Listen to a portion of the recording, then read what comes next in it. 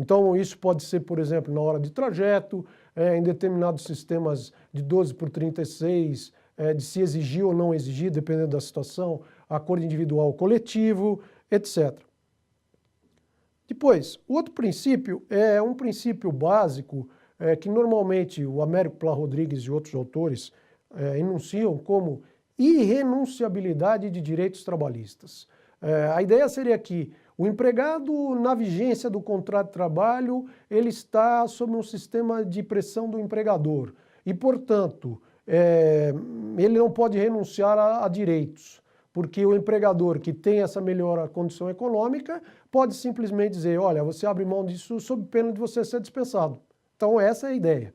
Por isso, uma ideia original que já existe desde 1943 na CLT, quer dizer, desde o início, que é o artigo 9º da CLT, que estabelece que toda vez que um empregador tiver por objetivo desvirtuar, impedir ou fraudar a aplicação de preceitos trabalhistas, isso não tem valor nenhum. Então eu vou aplicar essa regra, que isso pode implicar a existência de fraude, etc. Agora, esse princípio tem que ser entendido dentro de um outro contexto, porque eu poderia falar em irrenunciabilidade de direitos trabalhistas na vigência do contrato de trabalho, porque é quando o empregador pode pressionar o empregado ou pode, entre aspas, fazer uma espécie de represália, no sentido de que, se ele não observar o que ele quer, ele vai ser dispensado. Agora, se o contrato de trabalho terminou, me parece que a situação é outra. Porque, do contrário, nós não poderíamos nem mesmo admitir a determinadas situações que são aquelas em que se faz acordo nos processos trabalhistas. Então, não podia renunciar a nada. E muitas vezes o empregado, para receber mais rapidamente, ele abre mão de certos direitos, porque ele tem necessidade, ele precisa receber logo, ele tem compromissos para pagar. Agora, nós temos talvez outras duas situações. Por exemplo, o artigo 652 da CLT, que fala na possibilidade de uma transação extrajudicial. Então, empregado e empregador poderiam combinar, por exemplo, o fim do contrato de trabalho, o pagamento de determinadas verbas. Aqui, o que a lei estabeleceu foi que os advogados não podem ser os mesmos, porque do contrário poderia haver uma presunção de fraude. Era o que muitas vezes acontecia e se chamava de casadinha, que na verdade ali estava havendo uma determinada situação que tinha sido combinada e muitas vezes em prejuízo do empregado. Então, que o empregado tem um outro advogado que ele quiser ou até o advogado do sindicato, que vão verificar se de fato é aquilo que ele quer terminar o contrato e pôr fim ao contrato de trabalho para esse fim. Assim como nós também temos a nova regra do parágrafo único do artigo 444 da CLT, no sentido, como eu já disse, que se o empregado, por exemplo, tiver ensino superior e ganhar mais do dobro do teto do regime geral de previdência social, ele pode negociar diretamente com o empregador. Então, agora, determinadas alterações que forem feitas e que tiverem essas características de alguém que ganha mais do dobro do teto do regime geral da Previdência Social e, ao mesmo tempo, tenha ensino superior, ele pode negociar várias coisas e, dependendo do caso, poderia até negociar questões que sejam no seu prejuízo. Agora, isso vai ter que ser analisado agora dentro de um novo contexto, do contexto dessa alteração feita na legislação. E nós não temos exatamente, nesse momento, uma jurisprudência sobre esse assunto.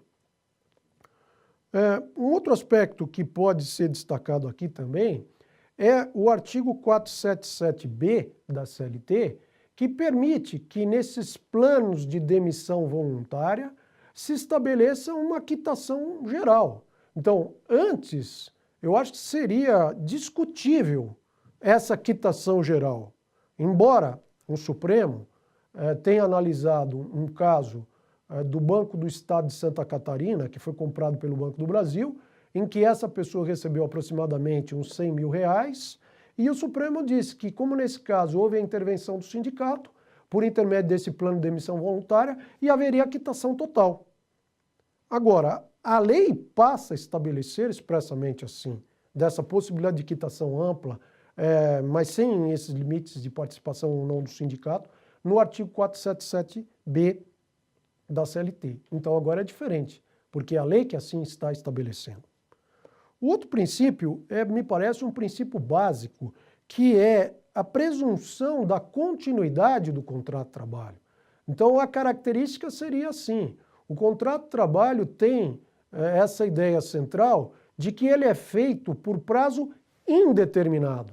E as exceções é que têm que ser provadas, como, por exemplo, um contrato de trabalho de prazo determinado, como, por exemplo, o contrato de experiência de 90 dias, o contrato normal de prazo determinado de 2 anos, contido na CLT, o contrato de trabalho temporário previsto na Lei 6.019, que agora tem um prazo máximo de 180 dias contínuos ou não, que ainda pode ser prorrogado por mais 90 dias contínuos ou não. Então isso é exceção, é o contrato de prazo determinado. A presunção é de que o contrato de trabalho vige no tempo, de que a relação de trabalho é uma relação continuativa, que a relação de trabalho é uma relação de trato sucessivo, porque ela se renova dia a dia. Então não é como, por exemplo, um contrato de venda em compra, que tem a característica de ser instantâneo. Eu pago o preço, recebo o objeto e o contrato terminou. O contrato de trabalho não tem essa característica. Ele renova as suas condições diariamente ou no período em que existe a prestação de serviço. Então, é por isso, por exemplo, que existe a súmula 212 do TST, que estabelece uma presunção relativa, não uma presunção absoluta, iuris et de iuris, sim uma presunção relativa, iuris tantum, que permite, portanto, a existência de prova em contrário, de que eu não vou presumir que o empregado pede demissão. Ao contrário, eu vou presumir que existe uma dispensa imotivada. E a dispensa com justa causa, a dispensa, o pedido de demissão deve ser provado pelo empregado ou pelo empregador. Da mesma forma, em relação a essa situação, que é isso que a súmula 212 faz referência, se há a prova do início da prestação de serviço como contrato de trabalho, com todos os requisitos pertinentes a isso, que são pessoa física, subordinação, continuidade, salário e pessoalidade, existe essa presunção de que isso vai ser continuado dessa forma. E, portanto, cabe ao empregador provar quando houve o término do contrato de trabalho. E, por último, o princípio da primazia da realidade. Então, é algo que vem, por exemplo, de um jurista mexicano, que já se falava nessa ideia de primazia da realidade. Então, aqui não importa a forma que eu emprego, não importa o que eu escrevi no papel, o que importa é a realidade dos fatos. É isso que vai mostrar se se trata de contrato de trabalho ou não. Então, se estão presentes os requisitos que eu falei, pessoa física que presta serviço e não pessoa jurídica, existe subordinação à ordem de serviço, ao horário de trabalho, existe continuidade, o contrato continua no tempo, existe um pagamento por isso, que aqui seria o salário, e existe a pessoalidade, porque eu não vou me fazer substituir continuamente, nós estamos diante de contrato de trabalho. E daí há as várias formas de outros contratos. Então, eu mesmo fiz referência mais no início da minha exposição daqueles contratos de direito civil, então o antigo contrato de locação de serviços, hoje o contrato de prestação de serviço, o contrato de empreitado, são contratos civis.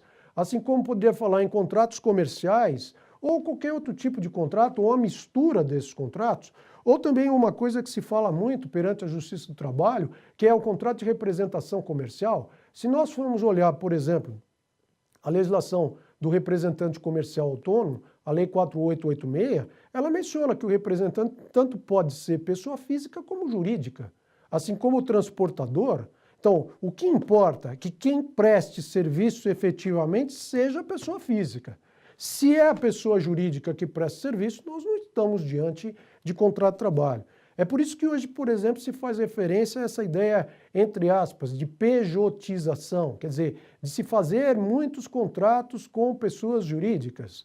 Então, nesse exemplo, eu não posso falar que quem joga futebol é a pessoa jurídica, quem joga futebol é a pessoa física, não é a pessoa jurídica que vai entrar em campo e jogar futebol. Então, não posso falar, nesse caso, uma coisa que não um contrato de trabalho e pagar determinadas verbas por intermédio de pessoa jurídica. Ao meu ver, isso não pode ser feito, isso é pejotização. Agora, se efetivamente quem presta serviços é a pessoa jurídica, por intermédio dos seus sócios, seja o homem, a mulher ou outras pessoas e também os seus prepostos, os seus prestadores de serviço, nós estamos diante de um contrato de prestação de serviço de pessoa jurídica e não diante de um contrato de trabalho que exige, como um dos seus requisitos, que a pessoa física preste o serviço.